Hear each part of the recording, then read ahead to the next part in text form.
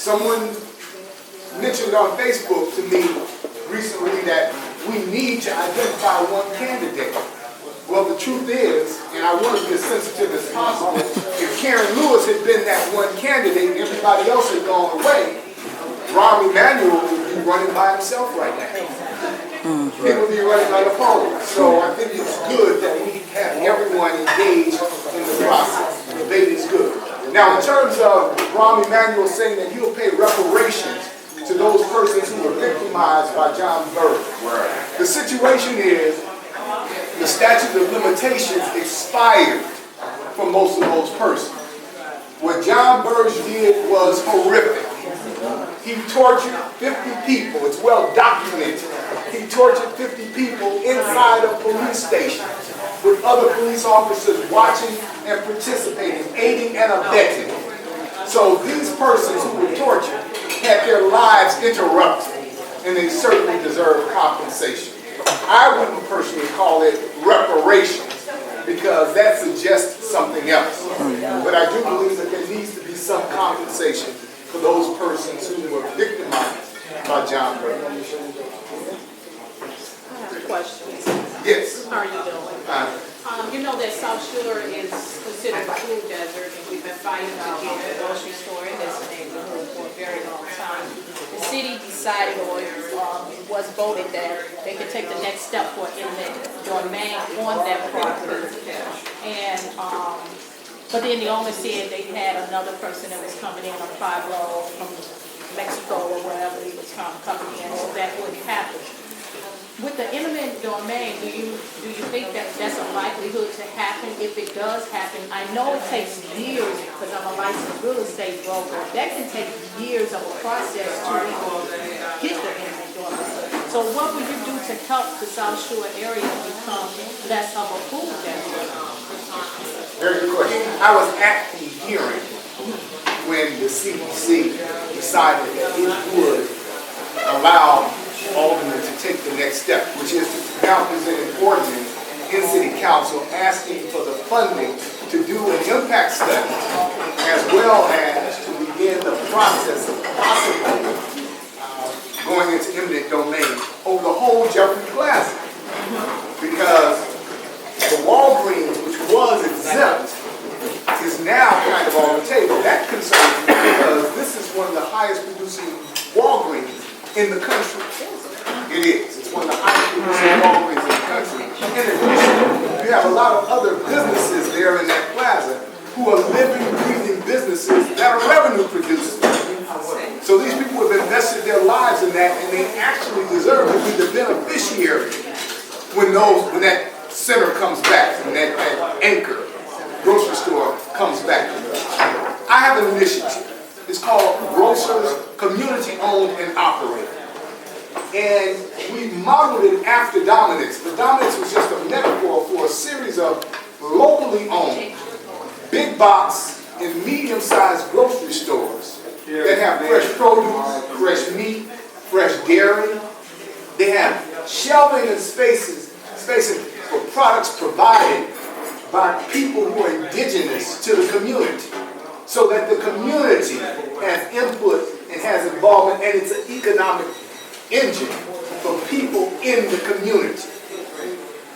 That program is a citywide program concentrated in the food deserts in Chicago. We have 27 communities that are food deserts in Chicago.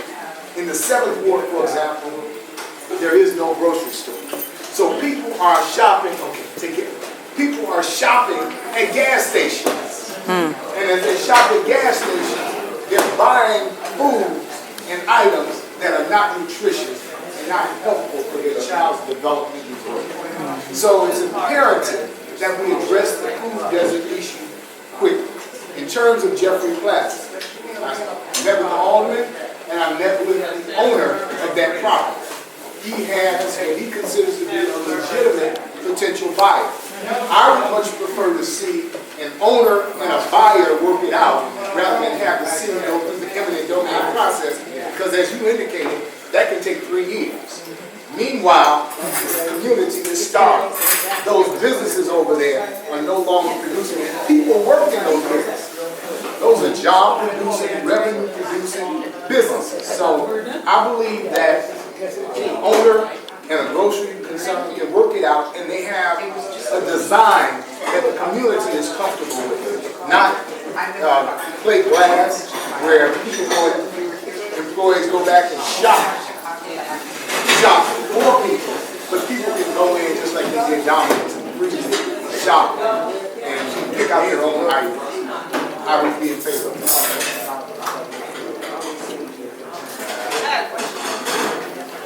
So, in terms of speaking out involvement with smaller communities, do you have a specific plan for basically the education and incubation of smaller businesses trying to become medium-sized businesses, trying to become larger businesses? Absolutely. I mentioned earlier, and could everyone hear a question? One more time, yeah.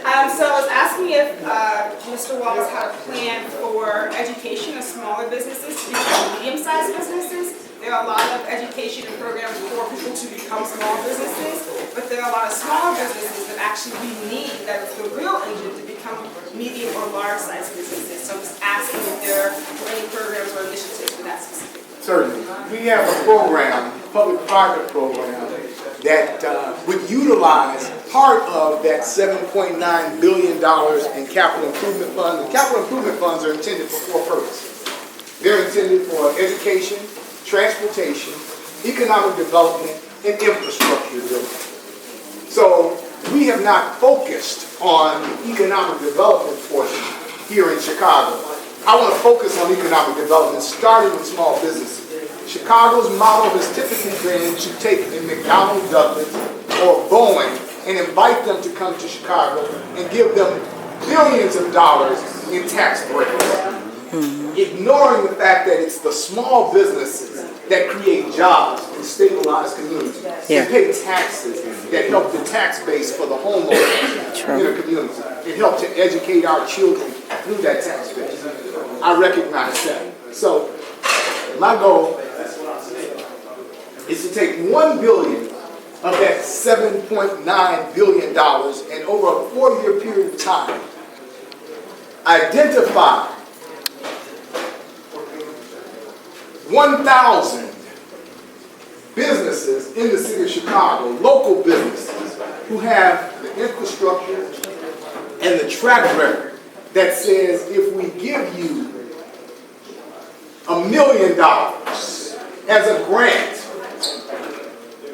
you will be able to hire, 50 people.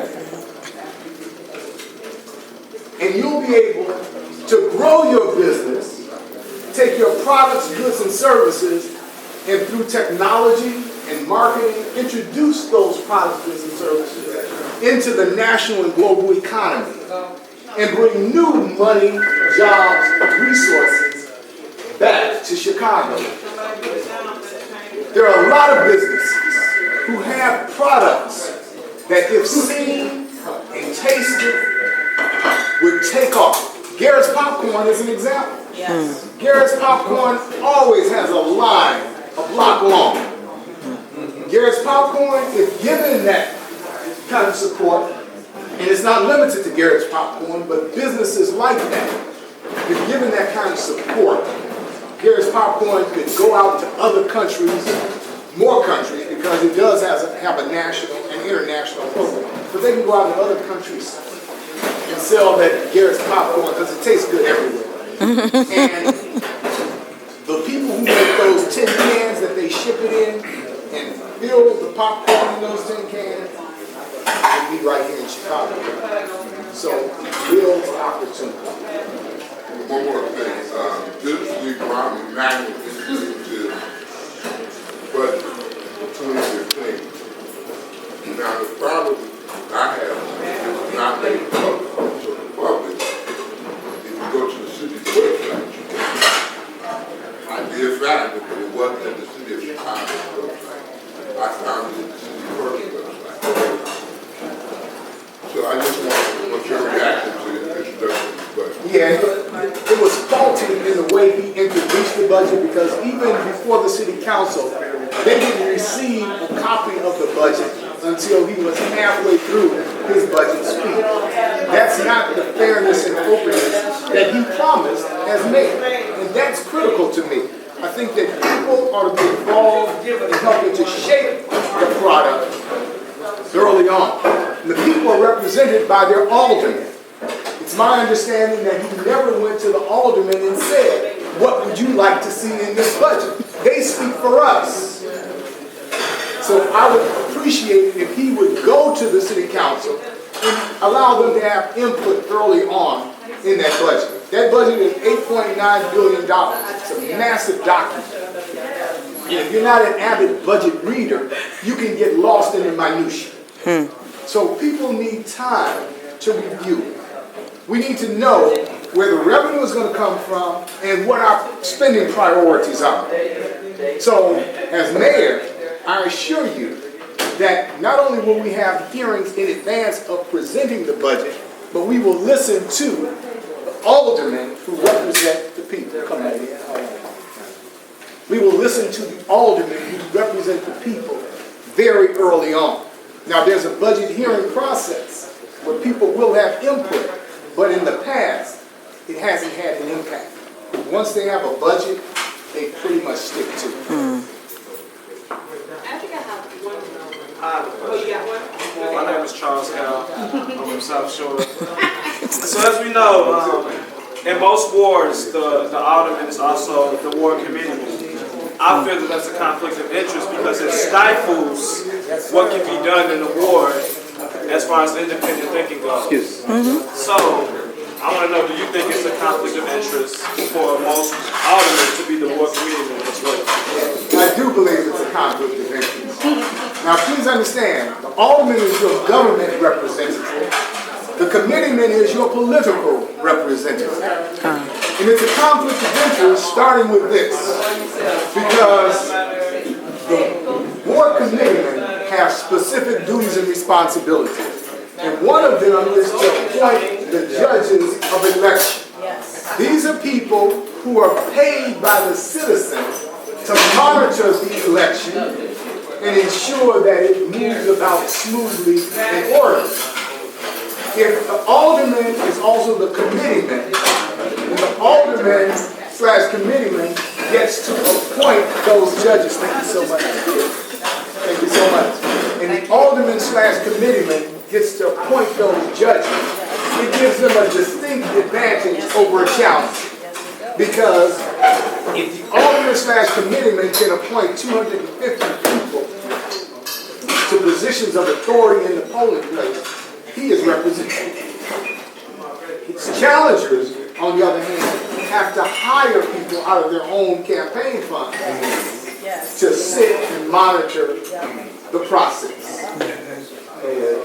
So, that's very conflict. Additionally, aldermen should be non-political in the sense that when it's time to do your job, don't consider how this politically impacts you, but how does this impact you? They need to be altruistic and unselfish and concerned first about the people of the city.